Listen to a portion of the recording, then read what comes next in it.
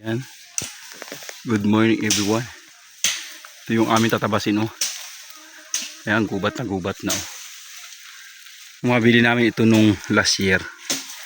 Sadya ng gubat ito. Ngayon lang namin patatabasan kasi nga ano. Yung ano ay tag ito. Ngayon lang nagtag-araw. Last year kasi medyo naulan-ulan kaya ayan.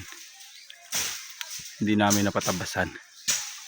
Yan, saktong tag-araw ngayon kasi patatabasan namin para malukad ng husto, mataniman pati ng mga pugwang, tanan ng niyog. Dami kasing pugwang o ito, yung lugar na ito walang tanim ito. Yan. Ito mayroon din yung tanim.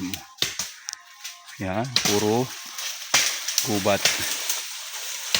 Kailangang tabasin talaga. Ang hirap pati magkawit pagka ganito oh, walang daanan. Yung kasing ano nito, may-aring binilihan namin ay hindi na rito nakatira, matagal na.